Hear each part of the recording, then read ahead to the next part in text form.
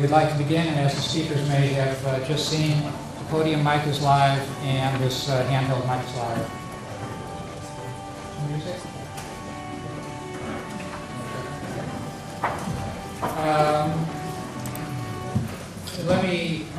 Let me start by asking everybody to silence cell phones, electronics, that sort of thing. My name is Ed Blair. I'm filling in for Arthur Warga today.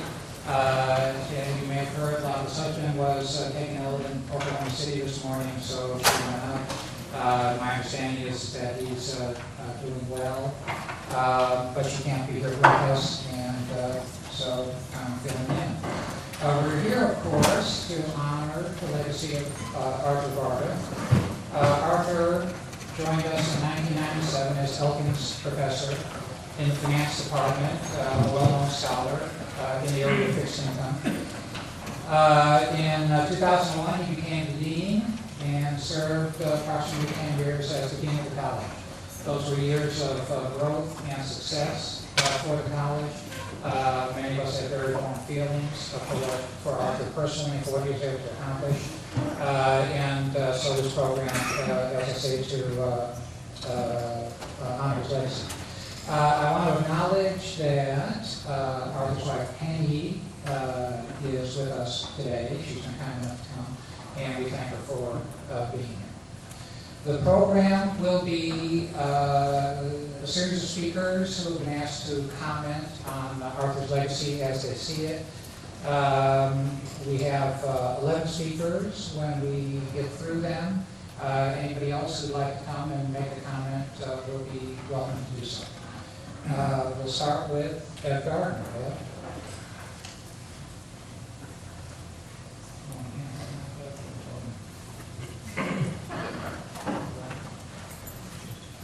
I'll try the handheld. Arthur left many good works behind him, but I think his most important legacy is the Bauer Honors Program.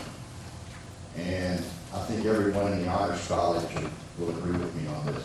I remember a conversation with Ted Estes, the founding dean of the Honors College, and he said, and I quote, "I just wish I could get all the other deans on this campus to do what Arthur has done." Let me tell you just a little bit about what Arthur has done. I went to see him about honors right after he became the real dean, I guess, and I told him that business had a poor reputation in honors. We didn't have many students. We had only 2 honors courses. It made it hard on students to get an honors degree. They had to petition courses to get credit. And this was a frustrating process. And I proposed that we develop a comprehensive honors program. And before I could get those words out of my mouth, Arthur said, "Ed, you're the director of our honors." And it was that quick. And we cut our conversation short because we were having a little reception for the few honors students that we did have. Arthur came with me to the reception, and I didn't know he was going to speak. I'm not sure he did either, but he was a hilarious extemporaneous speaker, as some of you know. And I'm glad there were no Daily Cougar reporters at this reception, because he stood up and said that this college spends too much time and money on mediocre students. We're going to make an investment in our best students. And so we were underway. Brent Spraggins and I put together a curriculum that called for teaching 11 honors courses a semester, which is the equivalent of over 5 full-time faculty. We took that to Arthur, and I was a little nervous about this because I wasn't sure that every department chair was going to agree with this. I'm not going to name any names, but they would agree to teaching all these small sections. And Arthur said, "Don't worry about that. I want to see this curriculum next semester." I went back to see him again and told him that we needed a full-time honors advisor. And he said, "Do it." I went back to him again and told him that we needed to pay a stipend to our honors students when they write a thesis. He said, "Do it." I could go on for a long time with all the financial support that Arthur gave us, but I think the most important support we got from Arthur was his participation in the honors community. He really was part of the honors family in this college. Our honors community is a family. He knew our students. He spoke many times at honors events. He bragged on our students. We have an annual mixer of the year for 09 students. Arthur missed only one of those, and that was because he was flat on his back. Bauer Honors has grown from 75 to 240 students during Arthur's time as dean, and that's his legacy. And we're going to miss him in Bauer Honors. Thank you.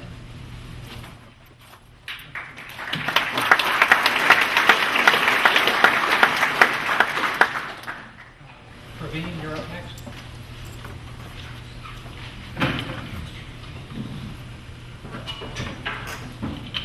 Thank you.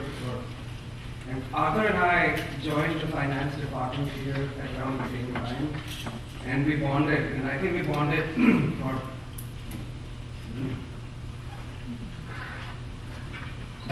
I haven't memorized, it's we bonded for a lot of reasons, and partly because we had similar academic backgrounds. We both studied math as undergraduates in Eastern colleges. Migrated to finance, had common friends in the profession, and we had children who were the same age group. And this friendship became a partnership, and he became the dean, and I became the chair. It's amazing.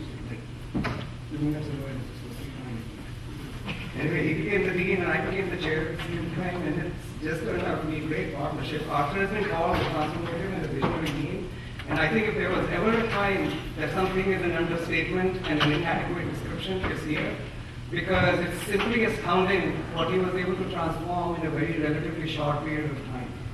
We see his imprint, and we will continue to see his imprint in every dimension, every facet of the business school. We see it intellectually, and we see it physically. Intellectually, we see it not just in the size of the faculty, but the quality, the world-class quality of the faculty who was able to recruit. In the finance department, when I became the chair, we were 7 faculty members. We went to 21. That's 300% growth, triple in 4 years. But what was most striking was his vision of excellence and the immense effort he put to actually have us recruit people we could not have thought or dreamt of recruiting just a few years ago. Whether it was trying to figure out how to make resources for world-class, competitive offers, fast-tracking the offers through the university committee, giving support, flexible on teaching. Arthur was the motivator and facilitator for all the research excellence that our department has been able to achieve in the recent years. We see his imprint in the world-class education programs. F. Gardner rightly emphasizes the honors program, but with all due respect, I think establishing Bauer College as the energy business school in this heart of the energy world, in this energy capital of the world, is of immense significance. It's hard to imagine. We did not have much of a presence in energy before Arthur became the dean. It was his vision, his support that made it possible. How do I know it? Because I remember that lunch meeting he took me to 2 weeks after he became the dean, where he started talking about setting up the programs and brainstorming over how we should go about doing it. Long story short, today we have the most comprehensive energy finance program of any business school in the world. Hundreds of students have beneficially been impacted and are finding really high-class jobs in the industry because of pretty much what Arthur did. But I'll take the brief moments that I have remaining to focus on something else, which I think is even more astounding than what he was able to do here. Arthur transformed by building, not by demolishing. What I mean by that is there was never any denigration of anyone, never any negativity. What I found most striking working with him, being his soundboard of so many ideas, was it was never about him. Never. For Arthur, it was always for the college, for the faculty, for the students. And I think today we rightly mourn a great leader.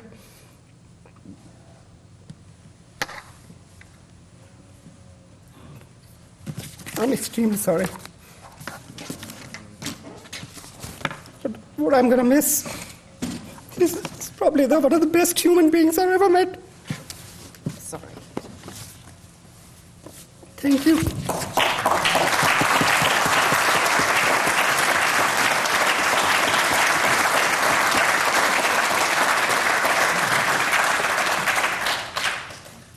Liz.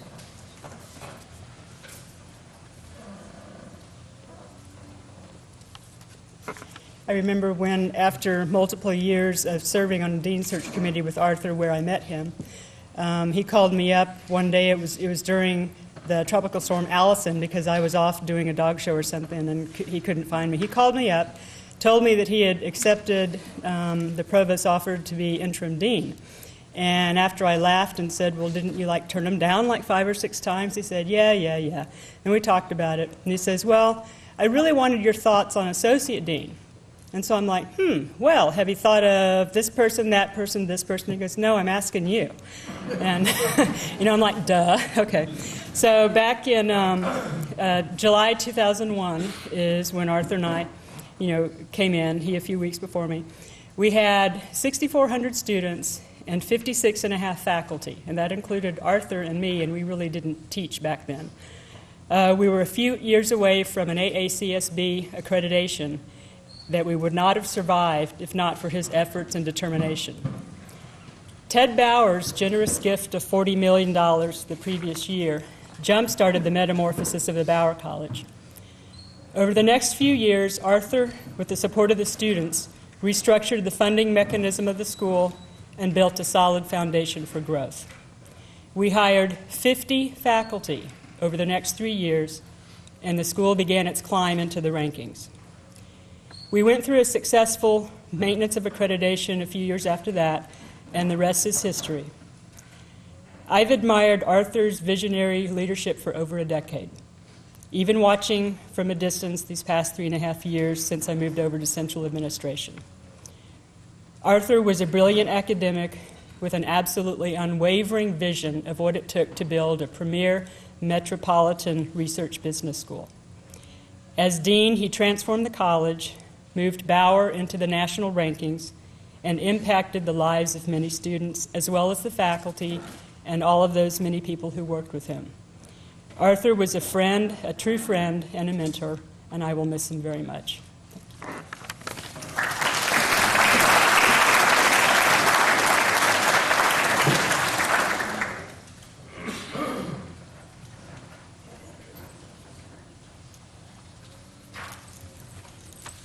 Thank you. Let me begin by introducing myself. For those of you who don't know me, my name is Rabina Haroon, and I have been with the college for 16 years, and I have known Arthur since 1997, and he was my supervisor for the past 10 years. And in his position as my boss, he inspired me to achieve excellence in my work by trusting in me, being kind, and being supported. And those traits helped us in being the best business office on campus. And on a more personal note, I would like to share the story that when Arthur found out that I was diagnosed with cancer and I was seeing a doctor outside the MD Anderson system, he was not too happy. And by the end of the day, he had made so many phone calls and sent emails, and I had an appointment by the end of that day. But really, I can go on about a lot of stories about him, but I don't have to do that. We just have to look at the college he's built, all the renovations that he's done, the room that we are in right now. And he was a true visionary, and he knew how to actualize dreams. And also look at all the people who are here today to be here in his honor. And I'm sorry. and I just want to end it by saying that he was a very special person to me, and he'll live in my heart forever. Thank you.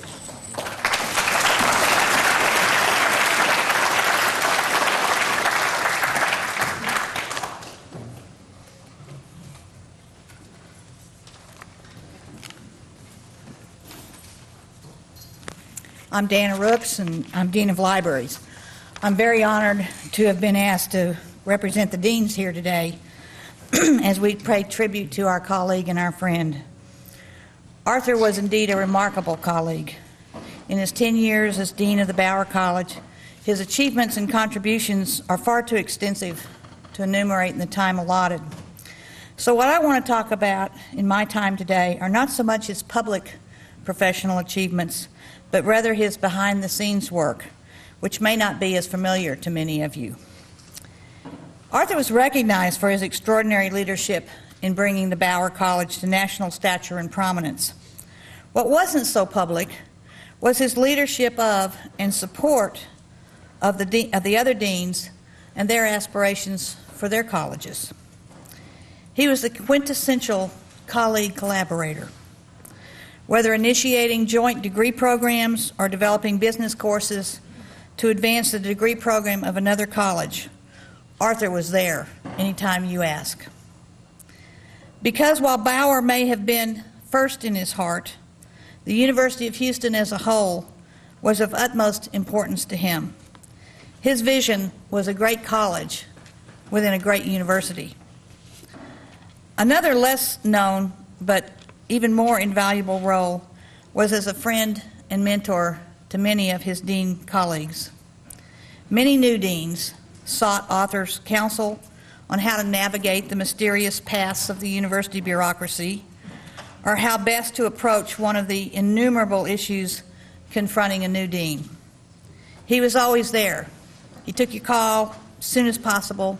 He answered your email, or he simply took the time to listen and give his counsel when asked. The students were really what his job was all about to Arthur.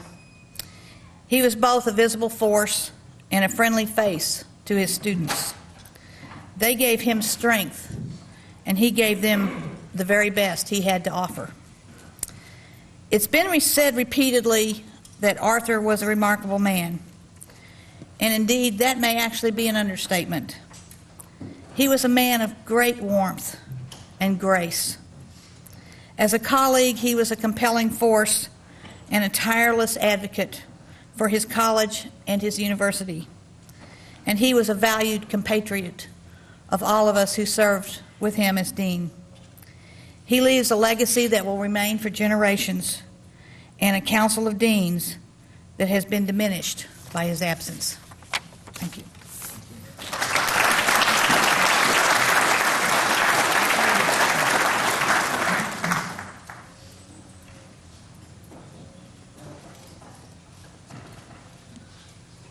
My name's John McNabb, and I've known him for about 10 years. I taught down here for the 3 semesters till I realized it was just too hard.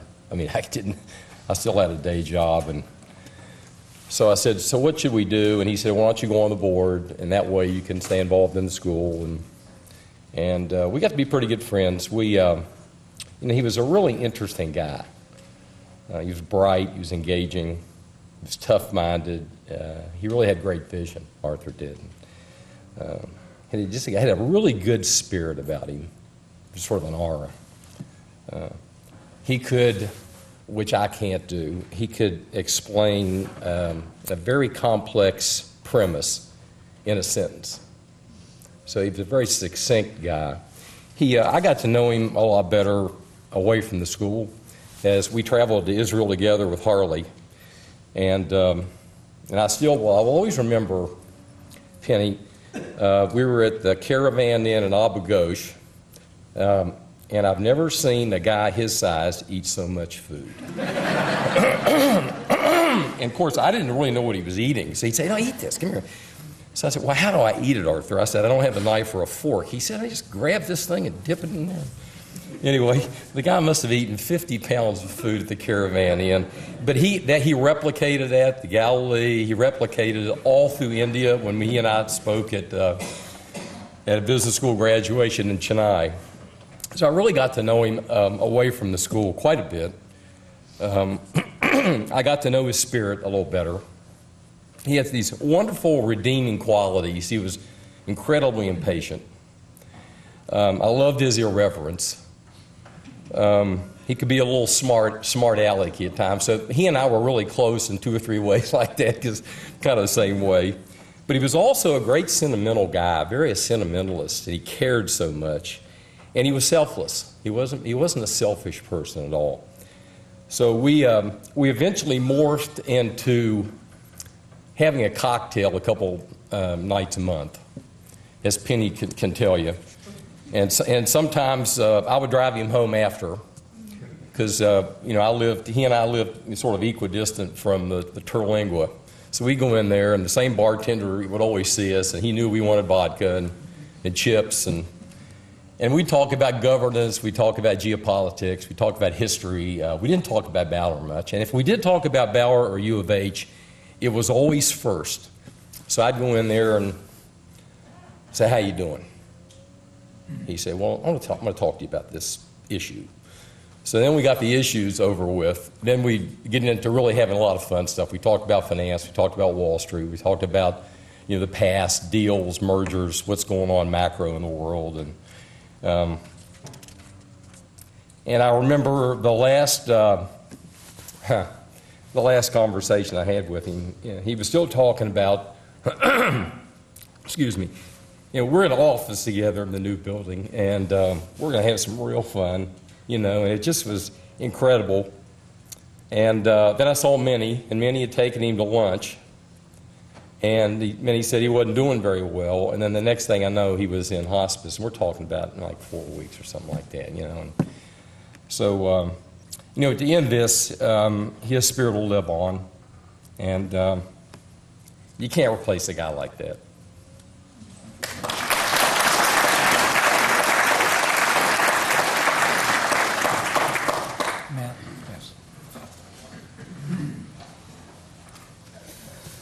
I'm Matt Spiegel. Arthur and I were colleagues and friends for a long time. I first got to know him when we were junior faculty at Columbia. So this was a long time ago. And I will say he did find his calling as dean at the University of Houston. When you would talk to him about the job here, he just loved the place. He loved the whole gestalt of being dean. It was really his calling. But it's also worth remembering, I think, he was a phenomenal scholar. He started the Bond Research Center. He gathered data that he sold to academics the world over to help them with their research. And he kept up his publication record over the years. While he was dean, he published more than I have in the last 6 years. And he worked with his colleagues here. He has a paper with Praveen in the Review of Financial Studies that came out recently, and with one of the PhD students. He was just a remarkable man as a scholar and a dean. I thought, though, I'd mention a few things I know about him as my friend. It was like knowing the Woody Allen of finance. This great sense of humor. He never flew off the handle. And actually, I hadn't thought about this story, but when I heard John talking, it reminded me of it. And I thought, and since his kids are here, I thought, this one's one of it, and this card says, share a memory message. I felt like writing Taos on the back, which his kids are laughing at. So we were all, skiing is definitely the wrong word for this. We were standing on the top of a hill, not going down the hill because one of his children wouldn't move. I blew up and started yelling to just point the skis down the hill and go. Arthur, totally unflappable. I have no idea how he did it. And then there were other times where the man was willing to really put his neck out to stick up for people who really couldn't defend themselves. We were at this seminar dinner at a place called the Terrace Restaurant in New York with one of our senior colleagues. We're both two junior people, easily fired, with a very senior person who had certain social challenges. Anyway, after being somewhat less than nice to the waitress, at the end of the meal, Arthur turns to the waitress and says, "Well, if you think you have it rough, we have to work with him every single day." Needless to say, the senior faculty member was not pleased. But that was very much the way Arthur was. He had a great sense of humor. You couldn't shake him. And if something was wrong, he'd stick up for you. And I'm going to miss him. He was a wonderful friend and a wonderful colleague. And the world is not as good a place today as it was when he was here.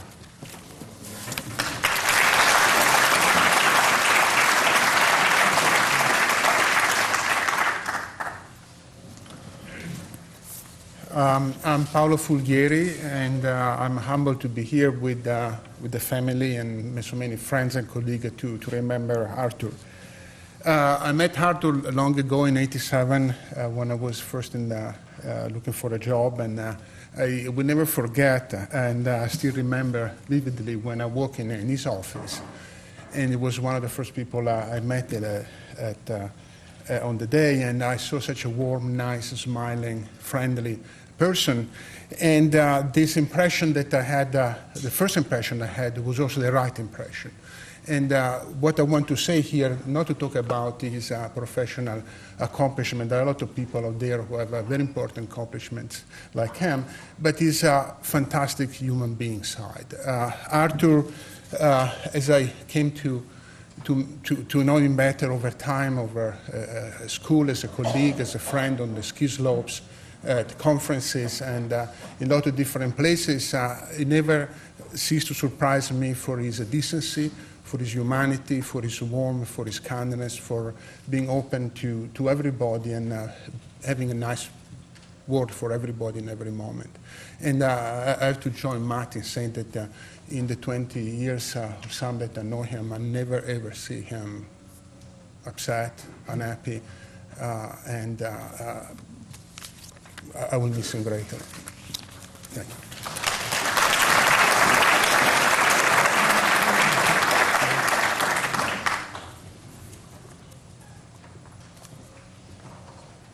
Hi, my name is Stuart Weil, and I'm from Fresno, California. And I'm really honored that I am here to talk about my dear friend, my best friend, my confidant.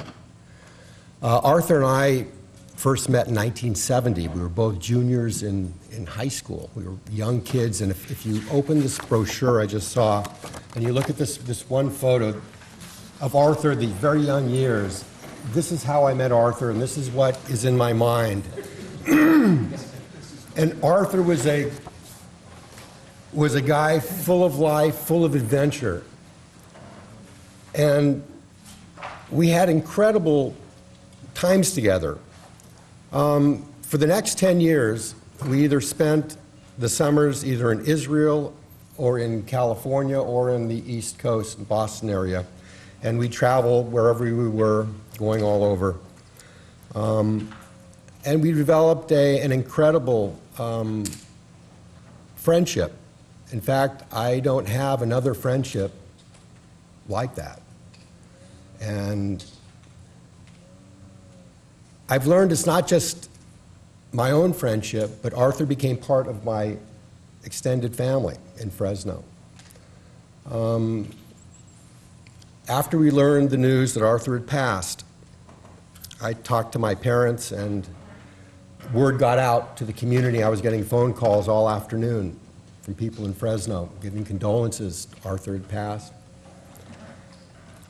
And then 3 days later, I talked to my father every morning, usually 3 or 4 times a day. I'm very, very fortunate to have him still alive. 3 days after we got the word, he called me in the morning and he said, "Stuart, I woke up this morning and I started to cry. It finally hit that Arthur's gone." And it's taken me time to have that develop, have that feeling that the closure. But for me, and I hope for the family and all of Arthur's friends and all of you here, grab upon something visual that you can see and think of that, and that stays with you. An example, if you're fortunate enough to receive, Penny sends out holiday greeting cards, and one which is on my wall, it's been there for the past 5, 6, 7, I don't know how old it is, but it's a photograph of Penny and Arthur and the kids laying on the floor, and they're taking a photograph, and the expression on Arthur's face is one of just, life is wonderful. And I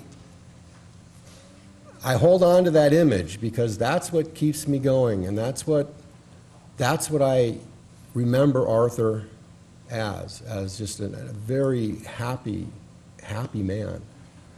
And I mean, there were a lot of people that talked about his academic accomplishments and what he's done for Bauer. And, you know, it's all true, it's great, but really the friendship part, the deep down in the soul that Arthur was able to touch, and I'm sure many of you here have felt that. And that is the incredible legacy that Arthur has to leave to all of us. And one really quick one, something funny, and for the boys I thought it would be kind of neat. When we were juniors in high school, we were over in Israel. We were at a summer science institute at the Weizmann Institute. And we were there studying. Arthur was in mathematics, I was in biology, and so we would notice these tour buses would come up, and these young kids, mostly from the United States and Britain, would come out and take tours of the Weizmann Institute. So one day Arthur and I decided that, you know, there were some good-looking girls coming through. Arthur and I put on white lab coats one day, and we were just juniors in high school. And we were approaching the buses, and the girls would come out. We would take them on private tours of the Weizmann grounds. I say Arthur was just an incredible, fun guy. We've had great times in Las Vegas, Harley. We've been there. We've done that, and it's just a wonderful human being, and we will all miss him a lot. Thank you.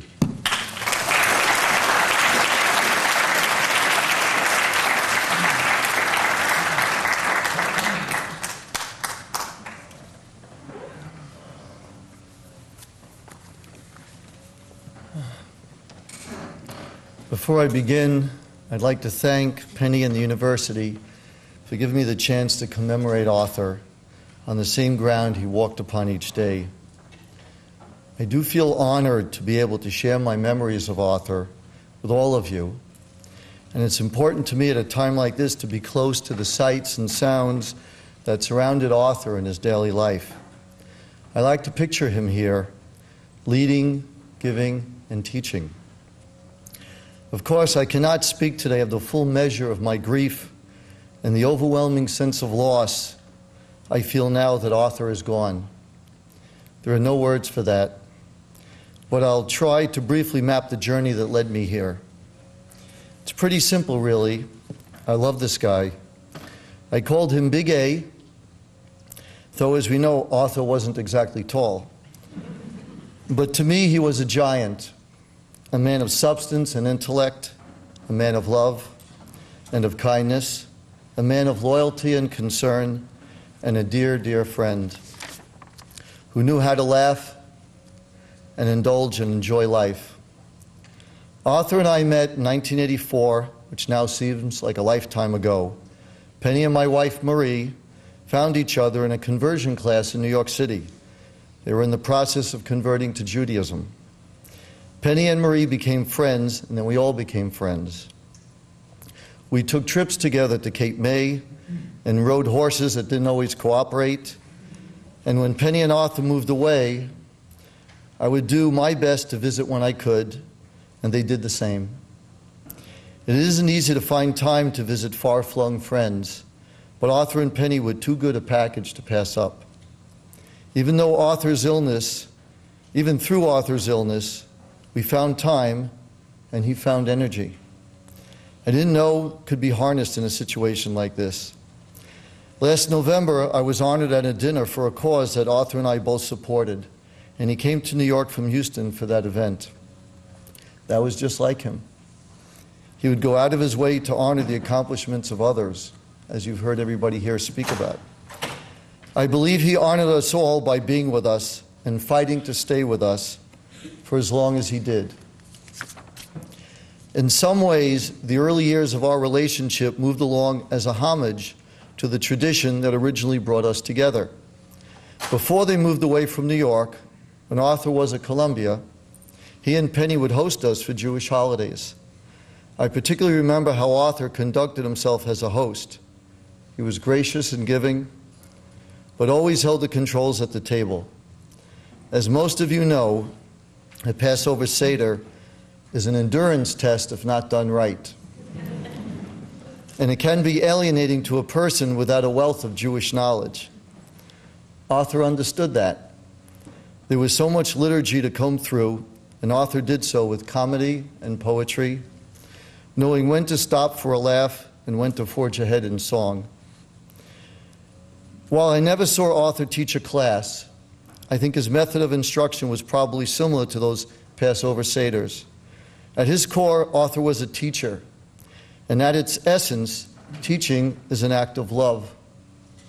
It is about believing in the potential and the ultimate success of others. In my experience, it isn't easy to find someone who believes in you. Arthur believed in me. He believed in me, and his belief was a precious gift. In moments when I needed solace and support, I knew I could turn to Arthur. We've all had those moments when we divulge our fears or flaws to someone we hope will listen with sympathy. And it was at a time like that when Arthur accepted me without question and listened without judgment. That was Big A. The real things were the things that mattered most to him. And there was no thing more real in Arthur's life than Penny and the boys. And no person more valiant in Arthur's life than Penny. Susan Sontag famously wrote that, quote, "Everyone who is born holds dual citizenship in the kingdom of the well and in the kingdom of the sick. Although we all prefer to use only the good passport, sooner or later each of us is obliged, at least for a spell, to identify ourselves as citizens of that other place. When we are obliged to use that other passport, it is very easy to become paralyzed." Not Penny. She had one foot firmly in the kingdom of the well, and from that stable place she propelled Sam, David, and Aaron to live lives of promise and curiosity, wonder, and excellence. Of course, her other foot was firmly in the kingdom of the sick. And when Arthur was forced to live there full time, Penny was by his side. But for the sake of her kids, she never stopped using her good passport. As a young man of only 19, Sam's age, I lost my father to a heart attack. His death was sudden, and we didn't have time to prepare. My mother was deeply broken. His death left her virtually absent to us, which left me responsible for my siblings and their well-being, as well as the well-being of my mother. I've thought a great deal about that experience since Arthur's passing. When I look at you, Penny, I only see strength.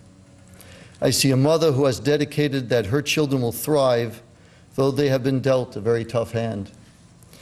I see brothers who will support each other because of that same strength, a strength passed down to them by their parents, who both understood in their own ways that though they have been holding in their hands those passports to the kingdom of the sick, their children needn't and wouldn't live there. Listening to those who have known him, I'm struck by Arthur's ability to support others in the face of his own struggle.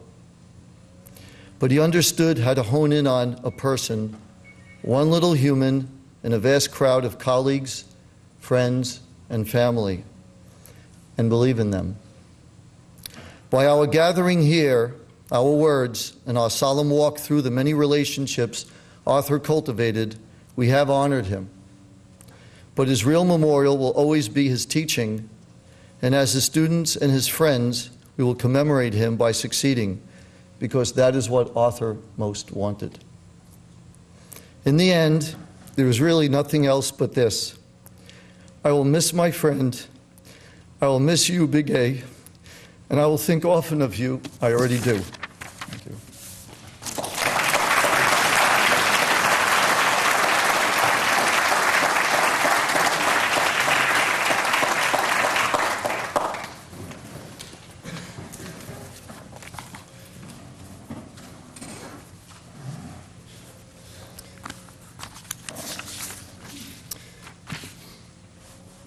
Albert Einstein once famously remarked that coincidence is God's way of remaining anonymous.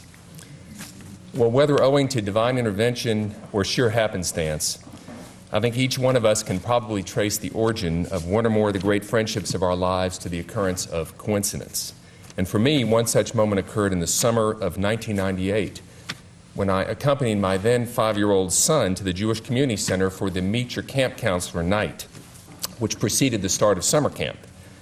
That evening, the 24 or so parents and kids in my son's class were filing into the classroom for the meeting, when by sheer coincidence, my son started straying away from me, causing me to have to call out to him, "Oliver, come over and sit next to me." Well, suddenly I heard a voice behind me say, "Sam, look, Oliver is in your camp class with you." Well, I swung around to see a young woman with her 5-year-old son, neither of whom I was pretty sure I had ever met before in my life.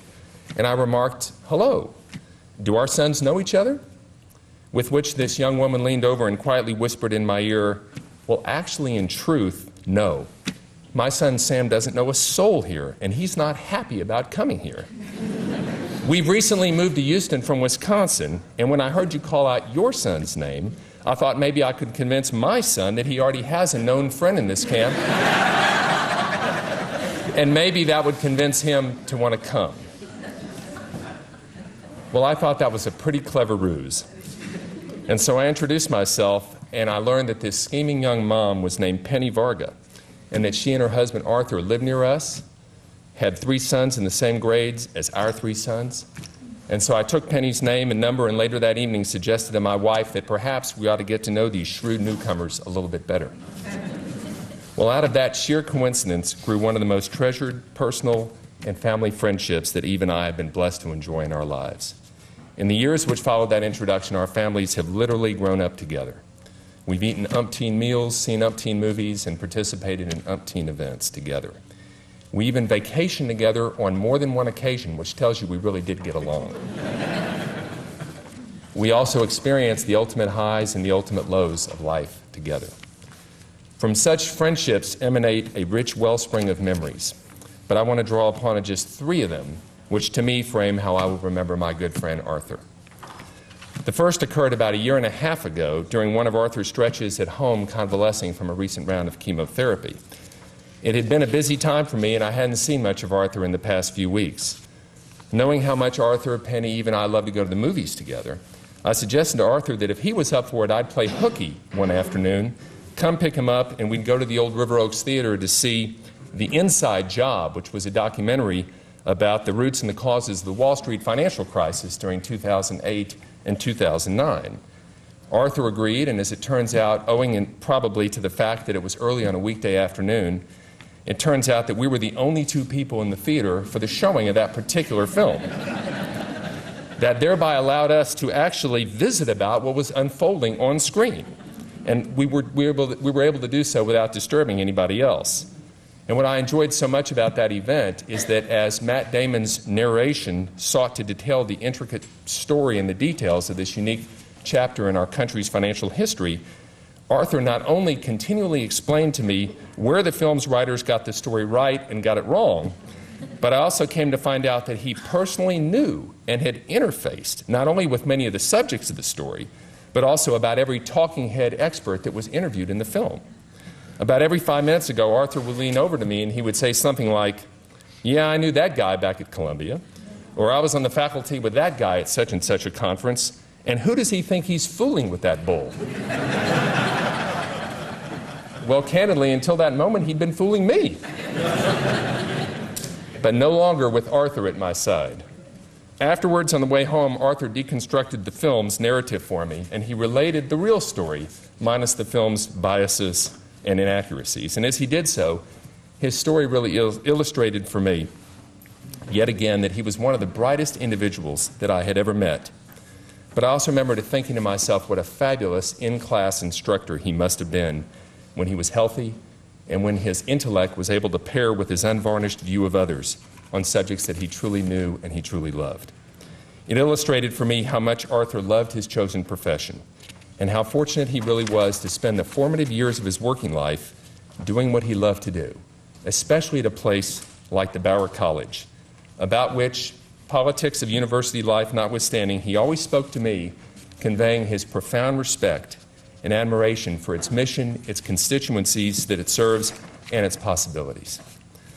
A second moment that I choose to recall also occurred during the afternoon hours, this time on the grounds of the Little League baseball field near to our home on a cool spring day about 7 or 8 years ago. I had finished an afternoon practice of my younger son's t-ball team. And when I noticed Arthur sitting on the bleachers of an adjoining field, decked out, of course, he was sitting all by himself, but he was decked out, of course, in a coat and tie and the ubiquitous Bauer baseball cap.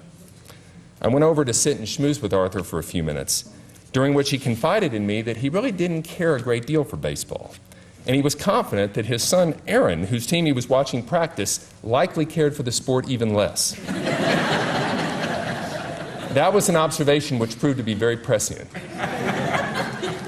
So when I asked him why, if that was true, he had taken time off of work to come over to see something that he himself viewed as somewhat inconsequential in his life, he smiled broadly and he said something along the lines of, "You know, Bobby, as a father, I'm learning that my sons are going to grow in ways that I may not expect or even influence, and I just don't want to miss watching that happen." It was a moment that we parents experience time and time again, the recognition that nature is a powerful force and nurture has its limits.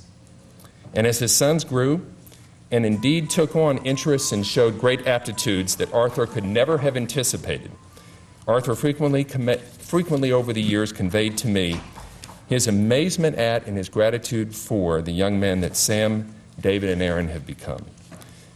It is to me a true, profound tragedy that Arthur has been denied the chance to enjoy a full lifetime's measure of a father's pride, much as his own father was able to enjoy by watching Arthur and his family and career grow and blossom. But I do know that he carried with him to the end the knowledge that he and Penny gave this world 3 remarkably bright, thoughtful, and compassionate young men who will always bring honor to the family name. Lastly, I want to recall an event which occurred a few years before the onset of Arthur's illness. The occasion was Penny's 40th birthday, and Arthur was the host. There were only about 10 or 12 of us invited, and we all donned our finest threads because Arthur had arranged not only a private room at the Omnia Hotel, but a private chef for our troupe as well. Needless to say, we all quite felt like royalty for that evening.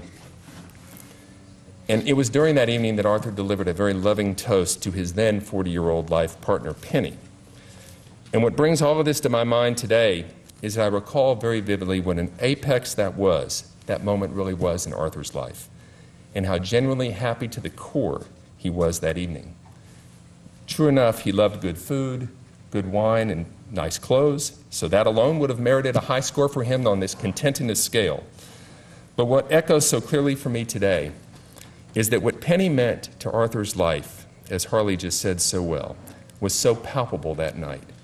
His eyes and his smile buttressed his words of tribute to Penny, and he had no hesitation articulating how lucky he had been to have found Penny and how much happiness and companionship and fun she brought to his life. Penny, as Harley just said so well, we who know you best know that you remained Arthur's devoted partner, not only in the good times, of course, but no less during those unspeakably difficult times which the two of you had to navigate these past few years. Those of us who get married stand there under the wedding canopy or on the altar, and we pledge to be there for each other in sickness and in health. For most of us, our fidelity to that oath is never tested. But Penny's was. And Penny, your companionship and strength and courage these past few difficult years has been a model to your sons of what a committed marriage really means. And it's been nothing short of a genuine inspiration to so many of us. If you knew Arthur, you knew that if you were his doctor, you were the best physician in the community. If you were his lawyer, you were the finest legal mind the world had ever seen. If you were his student, there was no door that he would not endeavor to open for you. And if you were his friend, he gave you his unqualified devotion and unlimited access to his keen mind and to his warm heart. I will miss him very much, and I pray that his memory endure as an abiding blessing to all those whose lives he touched.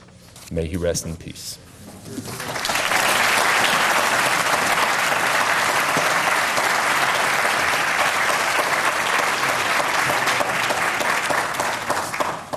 Would anybody else wish to say anything at this time?